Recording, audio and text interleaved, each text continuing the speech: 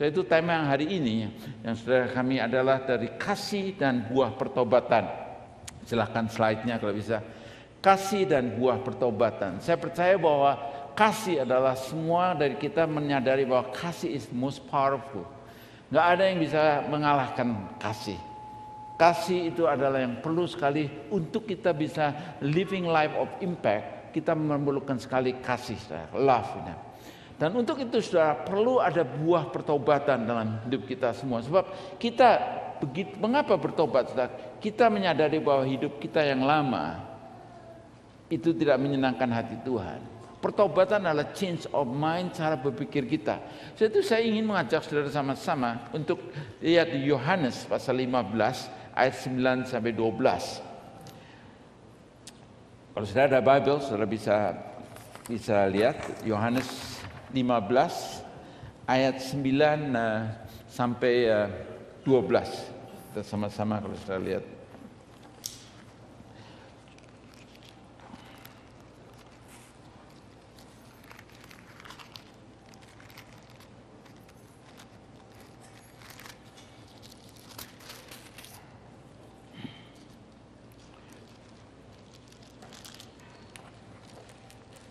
Yohanes 15, 9, 12. Kalau saudara kita lihat di sini sama-sama saudara lihat. Seperti Bapa telah mengasihi aku. Ini Yesus katakan, seperti Bapa telah mengasihi aku. Waktu saya membaca ini saya bayangkan bagaimana relation Bapa dengan anak saudara begitu bagus. Seperti Bapa mengasihi aku. Ini yang Yesus katakan. Sebayangan Bapa begitu mengasihi Yesus. Salah satu yang saya lihat Bapa mengasihi Yesus. Dia affirm Yesus. Bapa mengasihi aku. Yesus katakan, this is my beloved son, I will please. Ini adalah anakku yang aku sangat suka. I will please. Sangat menyenangkan. Sudah kata-kata affirmation itu adalah kata-kata Bapa pada anaknya. Yesus ini mengalami dah, saudara. Saya itu waktu saya baca ini penting sekali untuk kita bisa sama-sama belajar, saudara. Bagaimana Bapa kepada anak ini yang Yesus lihat, persepsi Yesus bagaimana melihat Bapanya, Bapa yang penuh dengan kasih. Demikianlah juga kata Yesus, demikianlah juga aku telah mengasihi kamu. Bukan akan mengasihi, telah mengasihi kamu. Tinggallah dalam kasihku itu. Ayat 10, jikalau kamu menuruti perintahku, kamu akan tinggal dalam kasihku seperti aku menuruti perintah Bapakku dan tinggal di dalam kasihnya. Ayat 11, semuanya ini kukatakan kepadamu supaya sukacitaku, sukacita Tuhan, sukacita agape love, ini talking about sukacita itu bicara mengenai agape love, kasih dari Tuhan, biarlah agape love, ini katakan, sukacitaku ada di dalam kamu dan sukacitamu menjadi penuh. Dan saudara tahu bahwa sukacita adalah sesuatu yang very powerful, sangat penting sekali. Hidup dalam dunia ini, firman Tuhan mengatakan hati gembira adalah obat yang manjur. Sukacita sangat penting sekali. Dan sukacita ini work from within, dari dalam, bukan dari luar. Jadi itu sukacita dari Tuhan, the joy, bukan happiness. Joy is work inside job. Joy, sukacita adalah walaupun keadaan tidak enak, tapi tetap bisa ada sesuatu sukacita dalam kita. Nah ini saudara, ini dikatakan semuanya ini kukatakan kepadamu supaya sukacitaku ada di dalam kamu dan sukacitamu menjadi penuh, menjadi full. Sukacita kita bayangkan seperti gas tank itu full, sukacita Tuhan itu penuh. Dan kemudian inilah perintahku, yaitu kamu saling mengasihi seperti aku telah mengasihi kamu. Seperti katakan, inilah perintahku, yaitu supaya kamu saling mengasihi seperti aku, kata Yesus, telah mengasihi kamu. Saudara, menarik sekali pada waktu di Yohanes 15 ayat 9-12, kalau saudara study Yohanes, ada repetition di Yohanes pasal 15 ayat 12. The next page kita lihat. Yohanes 15:12 katakan, inilah perintahku, yaitu supaya kamu saling mengasihi seperti aku telah mengasihi kamu. Kemudian di Yohanes 13:34 dikatakan bahwa aku memberikan perintah baru kepada kamu, new commandment, Nah, new commandment-nya itu apa? Adalah supaya kamu saling mengasihi. Repeat lagi saudara, dari Yohanes 15 yang 12 ini. Supaya kamu saling mengasihi, seperti aku telah mengasihi kamu, demikian pula kamu harus saling mengasihi. Dan saudara, kalau saudara lihat new commandment, hukum baru, berarti ada hukum yang lamanya apa? Saudara dengar bahwa hukum yang lama yang kita sering dengar, ada seorang ahli hukum menanyakan Yesus, what is the greatest commandment? Hukum apa yang terutama? Dan Yesus jawab di Matius 22 ayat 37 katakan, jawab Yesus kepadanya, kasihilah Tuhan Allahmu dengan segenap hatimu dan dengan segenap jiwamu dan dengan segenap akal budimu. Itulah hukum yang terutama dan yang pertama. Kemudian dikatakan di sini, dan hukum yang kedua yang sama dengan itu ialah kasihilah sesamamu manusia seperti dirimu sendiri. Kita harus mengasihi sesama manusia seperti kita mengasihi diri kita sendiri. Nah sekarang kuestinya saudara, kalau kita nggak mengasihi diri kita sendiri, bagaimana kita bisa mengasihi sesama kita? Saudara, Yesus lagi membicarakan mengenai new law, new commandment, suatu hukum yang baru, sesuatu yang saya kira kita semua perlu menyadari bahwa kita, kata Yesus, kalau kamu mengasihi, kamu belajar dari saya bagaimana saya mengasihi kamu. Saudara, coba bayangkan saudara, kita diajar untuk mengasihi sesama dengan kita melihat bagaimana Yesus mengasihi kita. Coba saudara bayangkan, bagaimana Yesus mengasihi kita, dan sekarang kita diajar untuk mengasihi sesama. Yang sudah jelas saudara, kasih Yesus adalah kasih agape love. Agape love adalah kasih yang paling tinggi. Saudara tahu ada kasih eros, ada kasih philias, ada storge, dan kasih itu adalah kasih sesama, kasih eros, kasih hawa nafsu, kasih philias sesama, dan storge itu bicara kasih kepada kamu berbuat ini, sebab itu karena kamu begini, saya mengasihi kamu. I love you because saya mengasihi karena kamu melakukan sesuatu. Tapi sekarang kasih agape adalah saya mengasihi walaupun. Nah, sudah di Roma 5 ayat 8 itu suatu ayat yang menurut saya ini sesuatu yang perlu kita renungkan, saudara. Roma 5 ayat 8 dikatakan, Tuhan Yesus katakan Allah menunjukkan kasih-Nya kepada kita oleh karena Kristus telah mati untuk kita ketika itu kita masih berdosa. Jadi pada saat kita masih berdosa, pada saat kita lagi ugly, bahasa yang kasarnya, kita lagi ugly, lagi jelek-jeleknya, kita selfish, kita suka ngomongin orang, kita suka gossiping orang, kita suka nuduh orang, kita mau enaknya sendiri. Pada saat itu Tuhan mengasihi kita. Ini suatu yang menurut saya ini sesuatu yang kita perlu pikirkan. Mudah sekali mengasihi orang yang baik. Tapi sudah justru dikatakan, Yesus katakan, saya ingin kamu mengasihi new commandment, mengasihi sesama seperti aku mengasihi kamu. Kasih Yesus yang unconditional. Kasih Yesus yang tidak melihat objeknya. Objeknya itu kalau bagus saya kasih, kalau enggak saya enggak kasih. Enggak, kata objeknya manusia yang dalam keadaan berdosa, manusia yang lagi memikirkan diri sendiri, manusia yang selfish, manusia yang sombong, manusia yang memikirkan yang negatif. Itu dalam keadaan itu Yesus kata, aku mengasihi mereka. Saya lihat ini suatu powerful, saudara. Satu yang kita perlu pikirkan, saudara. Kasih, unconditional kasih. Kasih yang tak terbatas. Saya sudah melihat, saudara, ini sangat penting sekali. Sebab itu saya mau menghimbau saudara, tahun 2012, mumpung ini Januari, start 2012, coba ambil waktu evaluate diri kita, saudara. Bagaimana sih kasih kita tuh? Bagaimana kasih kita?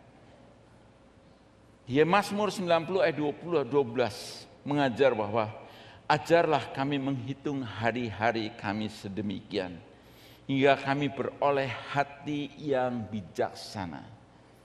Saya kira itu bagus, saudara, untuk kita Januari 2012 mulai ambil waktu merenungkan, menghitung hari-hari demikian. Saudara, kalau kita nggak ambil waktu, saudara, life go on, norm terus akan lama-lama menjadi habit. Kita nggak even tahu mana yang benar, mana yang salah. Sebab itu number one, saudara, saya menghimbau saudara untuk kita bisa membangun kasih ini. Pertama, saudara, kita have to do self-evaluation. Kita mulai mengecek diri kita sendiri. Tiap persoalan itu harus di-deal dengan cepat. Sebab itu saya bersyukur bagaimana saya appreciate bagaimana Hana mendidik anak-anak kami semua. Konsepnya Hana, kalau ada persoalan langsung deal with it, langsung dibereskan, jangan didiamkan. Saya kadang-kadang nggak mau ribut, adalah diamkan. Tapi saya lihat even anak-anak kita sejak kecil, ini yang negative attitude, sesuatu yang nggak benar langsung di deal with, langsung dibereskan.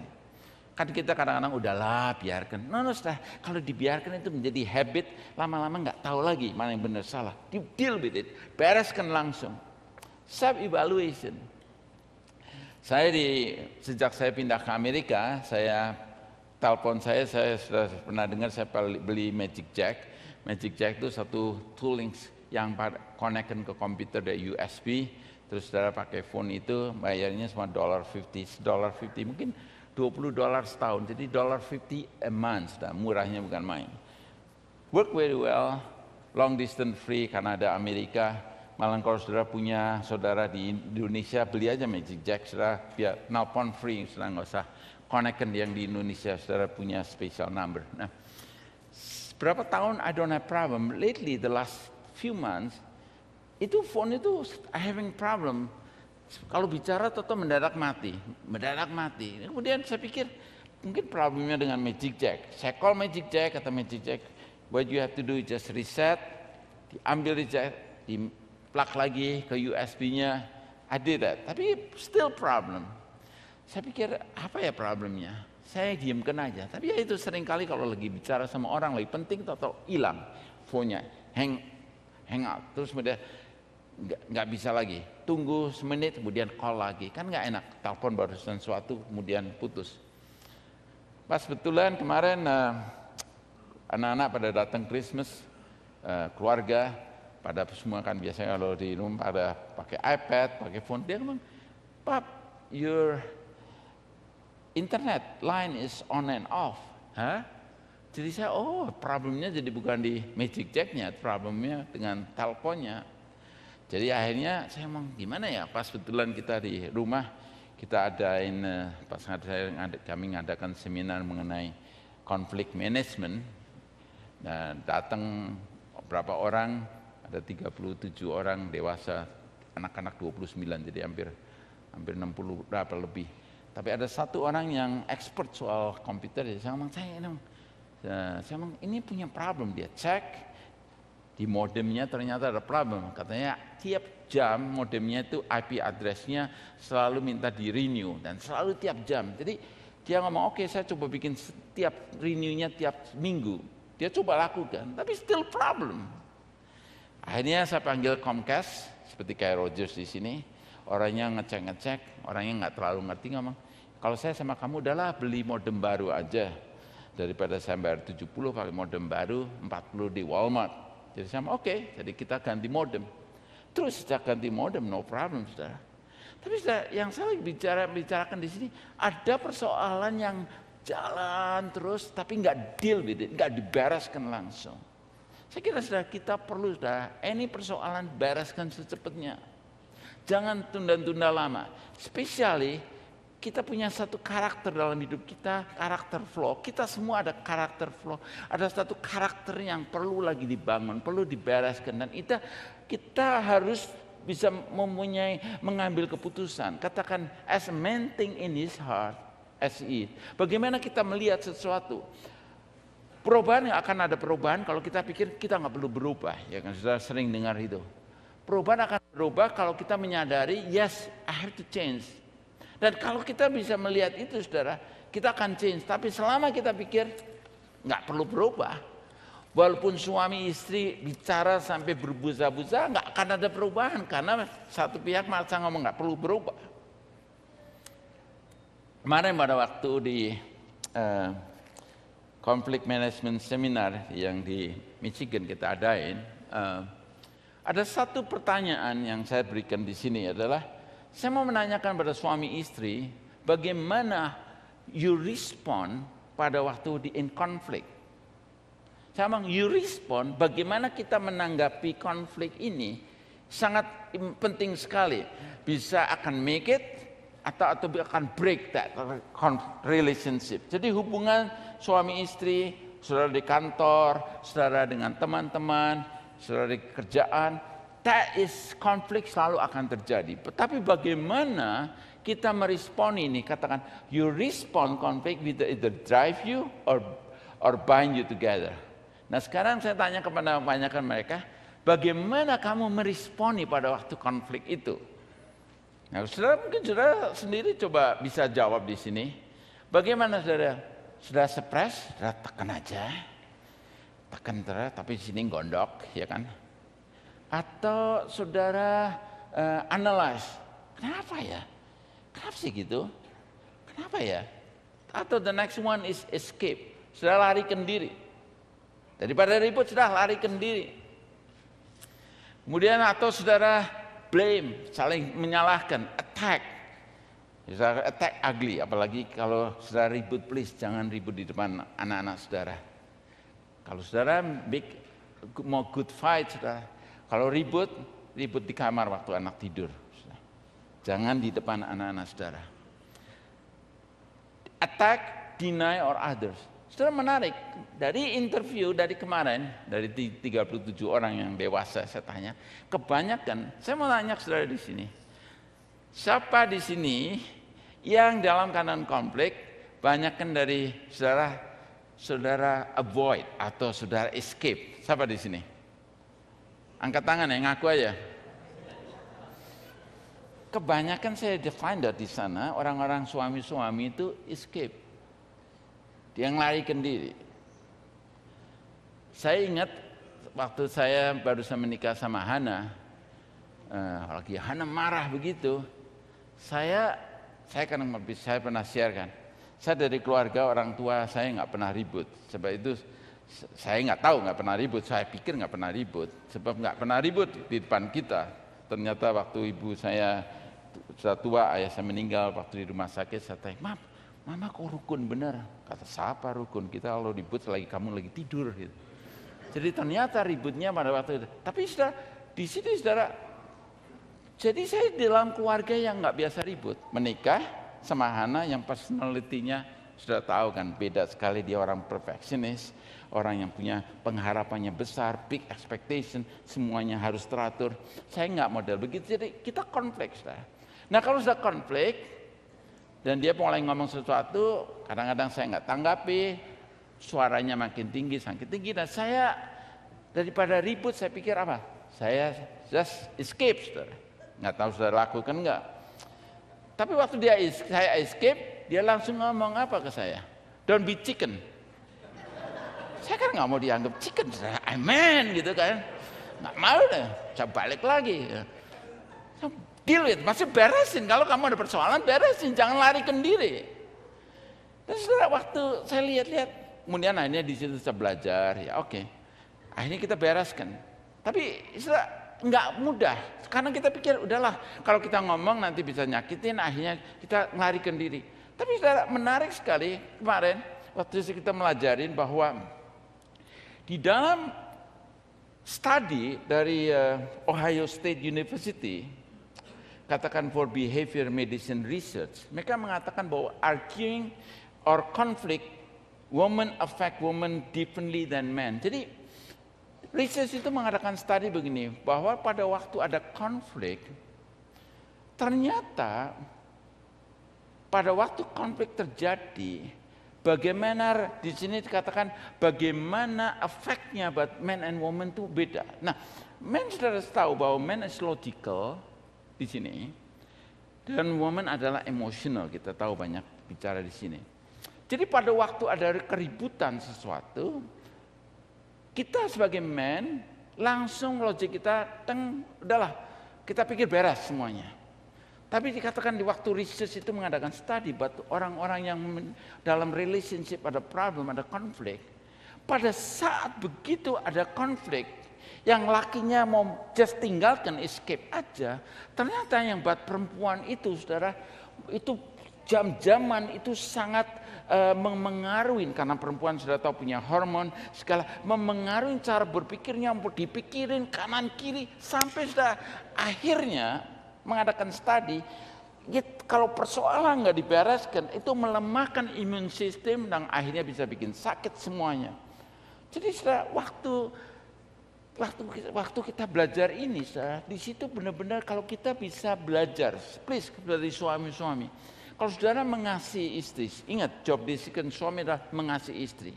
Kalau saudara mengasihi istri, jangan tinggalkan ada sesuatu persoalan hanging, nggak bereskan, dan saudara diamkan aja. Saya lihatnya itu very cruel, itu karena kejam. Kenapa saudara?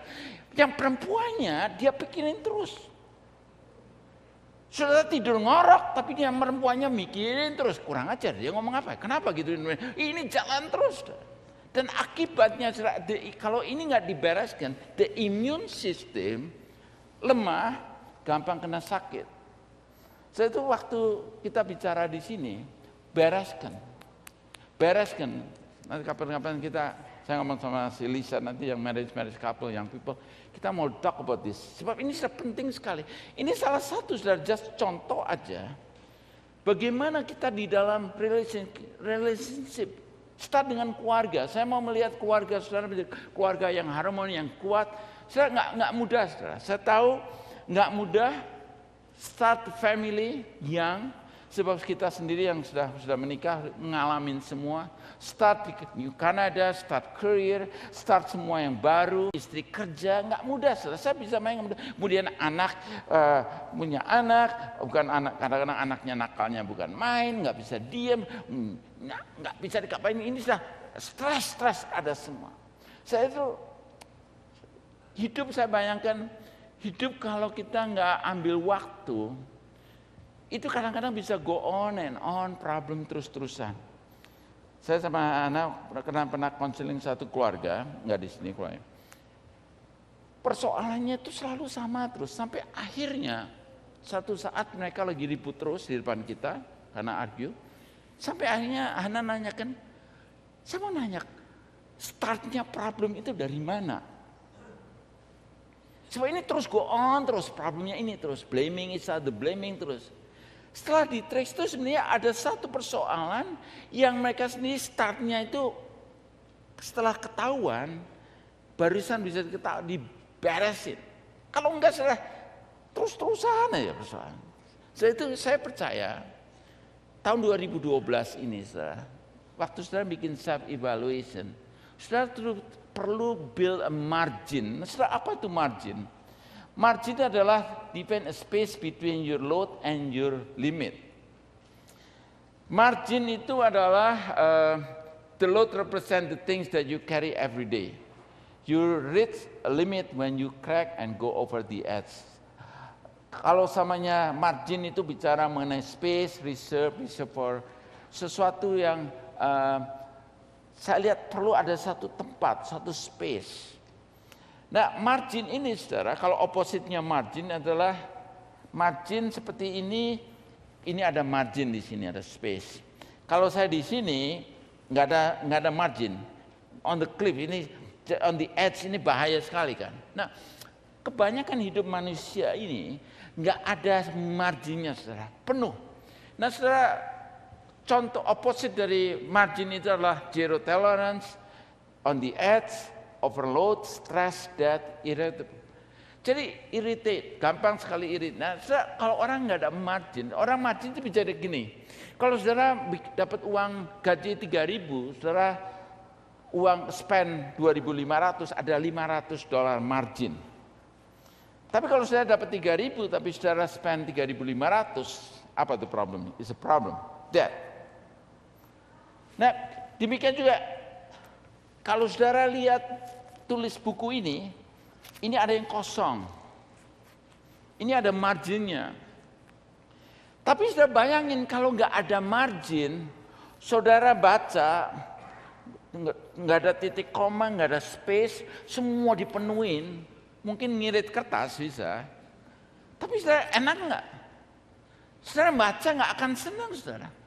Kalau nggak ada margin, saudara bacanya males. Demikian saudara, hidup kita di hidup dunia ini banyak dalam hidup kita tuh nggak ada margin, nggak ada space. Suami istri yang kadang-kadang ribut terus, nggak ada waktu, nggak ada space antara mereka. Jadi hostile, tension, ribut, ya tadi katakan problem pressure anak, problem soal uang, problem soal macam-macam terjadi. Sehingga nggak ada margin sama sekali. Nah, kalau kita bicara soal mengasihi, gimana saya bisa mengasihi?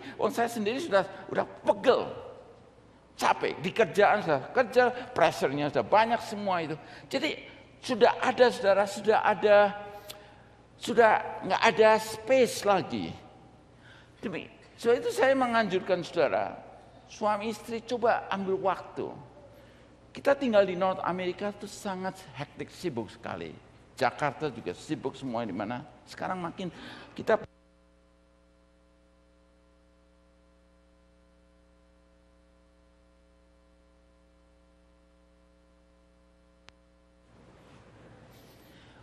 nggak ada space sama sekali. Jadi saya lihat kita perlu belajar mengasihi. Tadi lagu yang tadi katakan bagus. Love selalu memberi, kasih selalu memberi. Saya mau nanya saudara, apakah mungkin saudara ke bank mau ambil uang dan saudara nggak pernah deposit money? Bisa nggak? Saudara write a check, saudara punya account, saudara buka checking account, kemudian saudara dikasih cek ke bank, write your name, Joe Sudirgo, $1,000. I want to withdraw money. Counter, terus kemudian banknya, tellernya buka. Sorry sir, I cannot release your money. Why? Because you never deposit. Gak pernah taruh deposit. Bukankah saudara, hidup kita tuh kadang-kadang kita just want take, gak pernah deposit. Saya belajar bahwa saudara, kita sebagai orang laki senang talking about point system. Sebab itu Visa Company senang sekali attract orang untuk bisa pakai dia punya point system. Salah satu CIBC kan pakai air mileage. Jadi saudara beli 1.000 dapat 1.000 poin semua begitu. Kita sebagai men senang saudara accomplish sesuatu. Kalau kita beli sesuatu accomplish dapat poin. Dan saudara, tapi saya mau nanyakan, kita work so hard to get point untuk dapat air mileage, bisa ke Indonesia, bisa ke mana jalan-jalan. Tapi saudara, kita do something kan. Tapi pernah nggak kita coba collect point kepada istri kita atau kepada suami kita? Dan saudara, caranya saya lihat kalau kita terpoint itu sangat, saudara, sebenarnya nggak perlu waktu yang banyak, effort, nggak perlu banyak. Saudara. Saya praktekkan saudara, saya coba.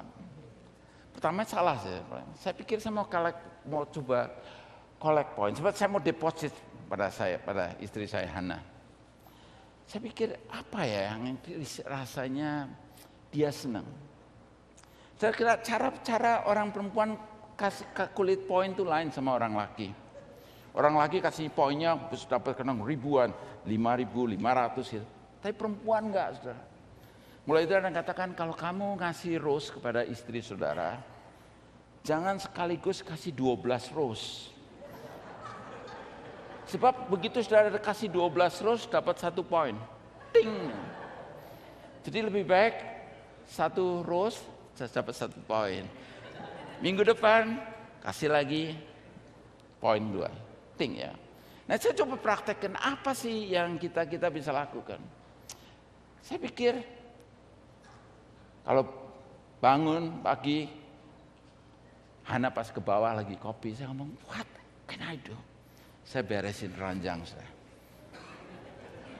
Begitu Hana datang, 1 point. Sebenarnya only few minutes. Just only few minutes, saudara. Bukannya jam-jaman. Memang pertamanya sulit, saudara. Melakukan, kenapa begini? Udahlah, saudara, jangan terlalu deh. Orang dealing sama orang, menikah sama orang perfeksionis kadang-kadang bisa stressful juga, semuanya salah. Tapi saudara, kasih kan selalu nggak pernah give up kan. Saya coba pikirin apa? Sebenarnya nggak bisa saya selalu minta terus, tapi kita have to deposit. Coba saudara pikirkan, margin apa yang saudara bisa ada bikin. Saudara, kalau kita di dalam relationship ada margin, enak, nggak selalu tension, nggak selalu ribut terus. Kasih adalah memberi. Kemarin saya pikir Hana kita waktu the first week, sebenarnya Januari 14 ini, kemarin sebenarnya kita ngadain konflik manajemen itu, tapi karena saya harus di sini karena Pastor John di Indonesia untuk menghadirin kemarin konsulat malam Okomini itu Christmasan. Jadi kita rubah tanggal 7. Tanggal 6 hari Jumat kita ada Bible study sama anak-anak muda. Biasanya anak-anak muda ya paling senangnya makan juga, jadi hanya selalu masak.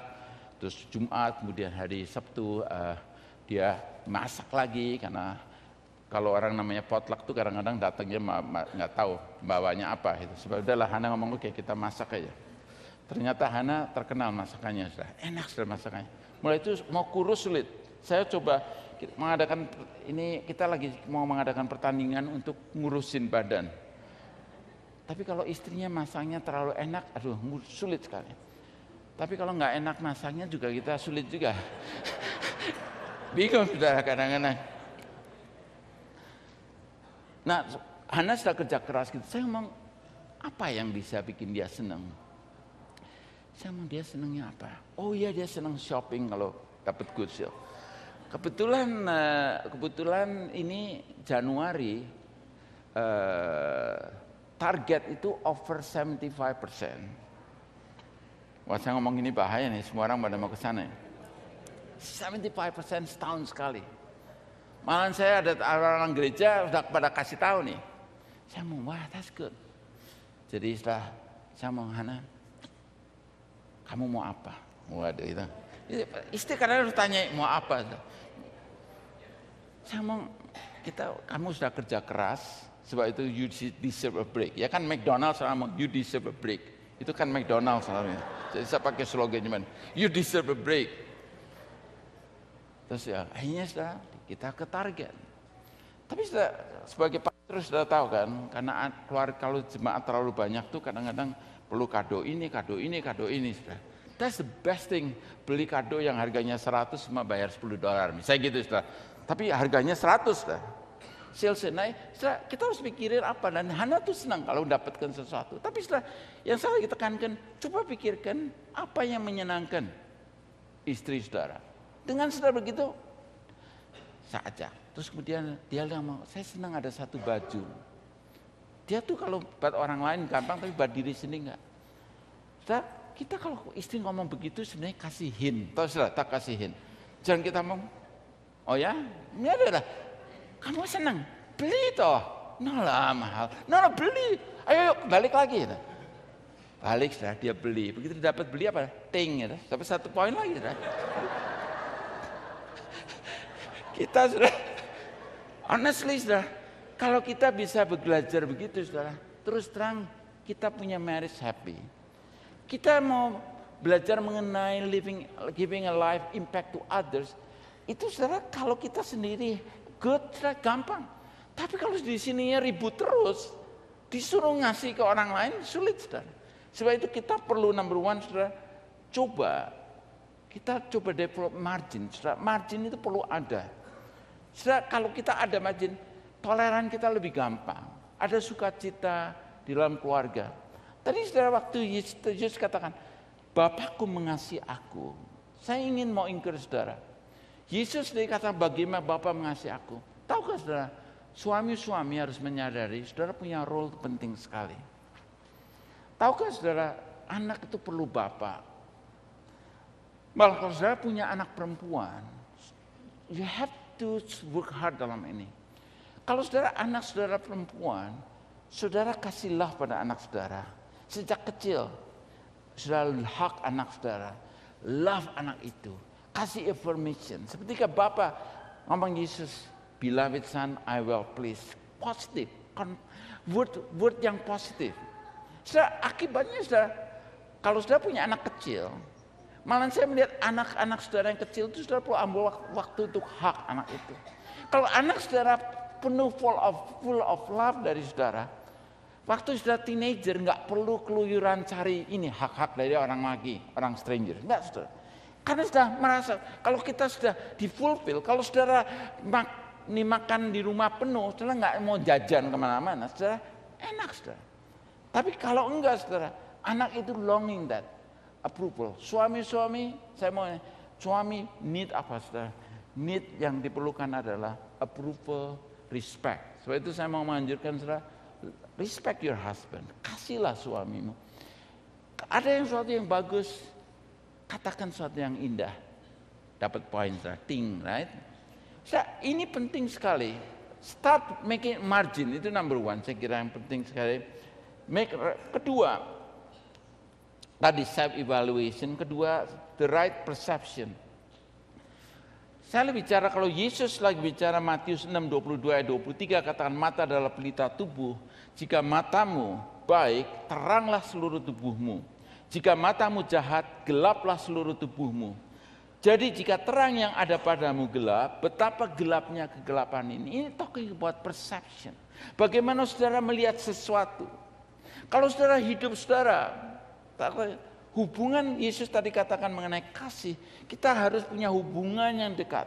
Malah kalau kata firman Tuhan ada kita, kalau kita dekat dengan Tuhan, maka saudara perception kita, bagaimana kita melihatnya itu terang, positif.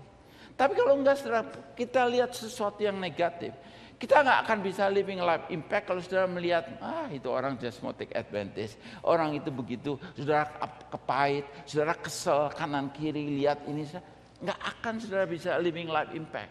Sebab perception saudara harus benar. Perception ini sangat menentukan saudara.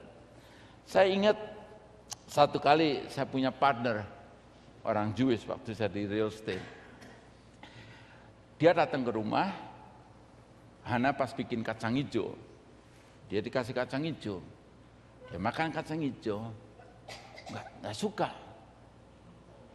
Jadi saya bayangin nggak suka, sebab dia waktu lihat kacang hijau dia bayangkan itu sup, saudara. Sup kan asin, begitu makan kacang hijau manis. Jadi persepsinya sudah salah. Secara perception ini sangat menentukan sekali bagaimana. Ada satu pastor dia cerita bahwa dia ke Jepang, dia beli tea, ada satu tea yang dia beli ternyata asin. Pada waktu dia minum makan sup itu, dia bayangkannya asin kayak air laut. Saudara bayangkan, minum air laut kan nggak enak sekali. Tapi istrinya ngomong, nih kalau kamu makan sup ini, minum ini teh, kamu bayangin lagi makan Campbell soup. Tasty, sweet. Sudah akhirnya suami yang ngikutin. Jadi bayangkan Campbell soup. Enak ya, tadi dia bikin minumnya air laut, tapi setelah begini asin enak ya Campbell soup. Setelah perception itu penting sekali. Yesus saudara melihat orang-orang, melihat dari sudut bahwa orang itu memerlukan kasih. Saya justru melihat begini saudara.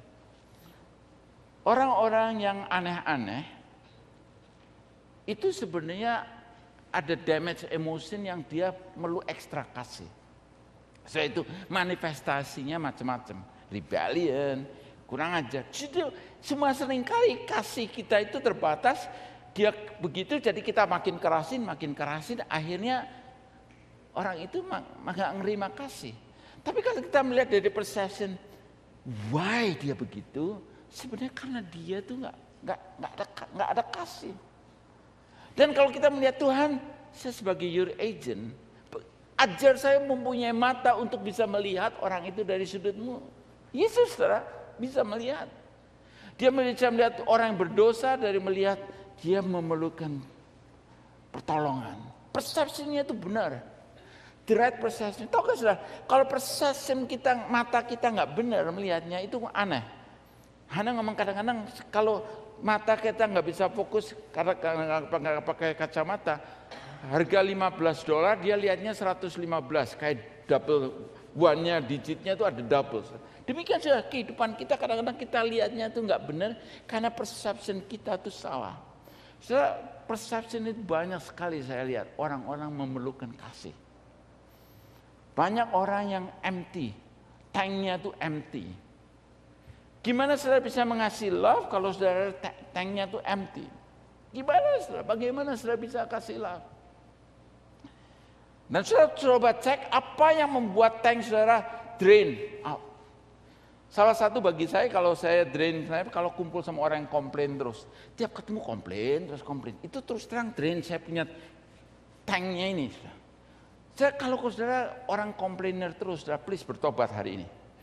Saya nggak ada yang senang saudara ngomong sama orang komplainer. Kalau ngomong ini sama terus, saudara coba mulai mikirkan apa yang saya katakan. Perlu kita mengadakan evaluation, apa sih? Bagaimana kita melihat sesuatu itu penting sekali.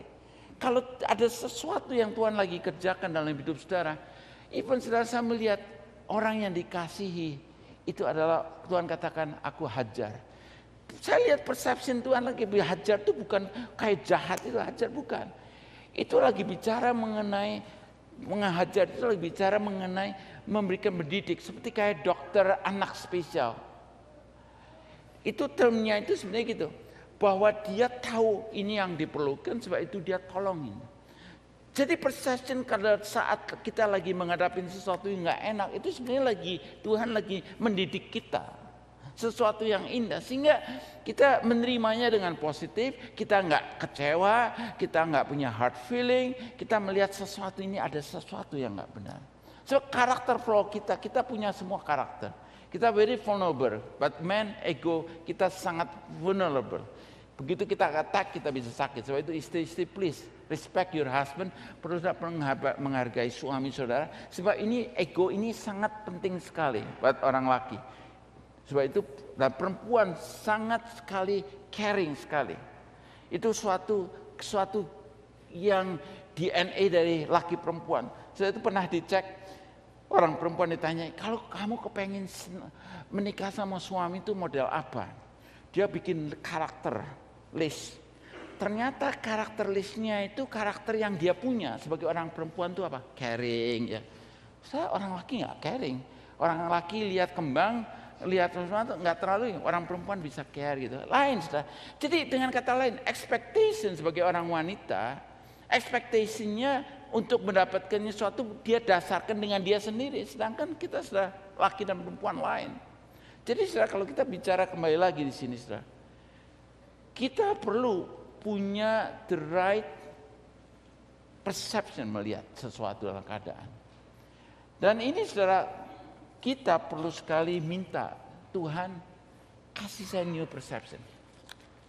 Ketiga saudara, terakhir ini saudara, the last one yang penting sekali adalah don't give up. Kalau saudara lagi belajar mengasihi, don't give up. Kalau saudara lihat Fireproof, siapa di sini lihat Fireproof movie, Fireproof? Nggak banyak. Please saudara, tolong saudara lihat. Kalau saudara belum lihat Fireproof, video itu dibuat dari orang Kristen. Penting sekali bagaimana dia yang laki, perempuannya sudah give up, sudah mau menceraikan suaminya. Kemudian ayahnya dari lakinya kasih tahu bagaimana, dia kasih 40 days. Dan pada waktu dia mau melakukan itu saudara, gampang, dia hampir mau give up. Sebab saudara, dia coba mengasihi istrinya meresponi, sudah dingin. Akhirnya dia mau give up. Don't give up. Setelah itu ada satu ayat yang saya lihat bagus sekali.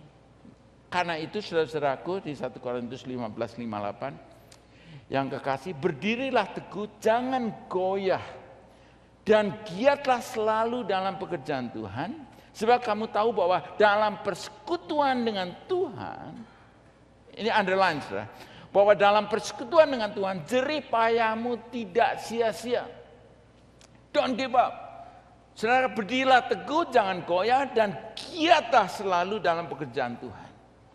Saya terus terang bersyukur sekali pada saudara-saudara semua yang sudah dengan setia datang gereja dari sejak kita beginning mulai hampir 32 tahun, some of you dari beginning mulai. saudara melayani, saudara core kemarin latihan, saya dengar berapa bulan. Saudara perlu appreciate nih, suami-suami yang ditinggalin, kalian latihan nyanyi aja, suaminya nongkrong aja terus. Saudara. Itu perlu appreciate, saudara. Istri pernah nggak appreciate? Kalau saudara perlu, itu nggak, nunggu itu perlu, saudara. Kita melakukan semua itu, saudara. Don't give up, saudara, lakukan unto the Lord. Kemarin saya lihat, saudara melakukan banyak hal, saudara work way hard, do the best. Saya lihat hal besar Tuhan akan pakai saudara lebih lagi. Tapi kalau saudara lakukan sesuatu, lakukan unto the Lord. Saudara lakukan pada Tuhan, jangan lakukan pada manusia. Kalau saudara lakukan pada saya, saudara akan kecewa. Saudara lakukan untuk si A, untuk si B, jangan saudara. Lakukan unto the Lord.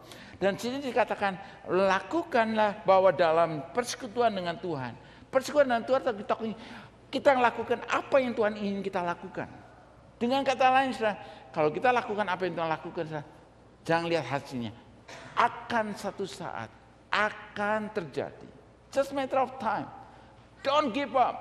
Sebab saudara, kalau saudara give up, saudara akan nggak melihat tuaian saudara.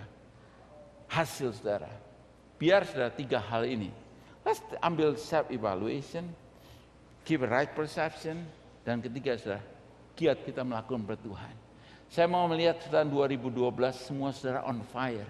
Melayani Tuhan saudara dalam menyanyi, dalam serve, dalam memuji, dalam apapun juga saudara. Lakukan the best pada Tuhan. Amin saudara. Dan dengan itu saya percaya saudara kita berdiri sama-sama. Kita minta pada Tuhan untuk 2002. Kita nyanyikan lagu tadi, ajarku tadi mengenai kasih tadi. Biarlah saudara sentuh, biar Tuhan sentuh hati kita. Mungkin hati kita sudah tegar, mungkin banyak saudara ada yang kecewa. Saya ingin ingatkan saudara, jangan sampai sekali saudara mau izinkan kekecewaan. Sebab itu salah satu cara iblis yang luar biasa bikin saudara untuk kecewa. Kita minta Tuhan untuk sentuh hati kita, biar menjadi doa kita semua. Betapa ku mencintai segala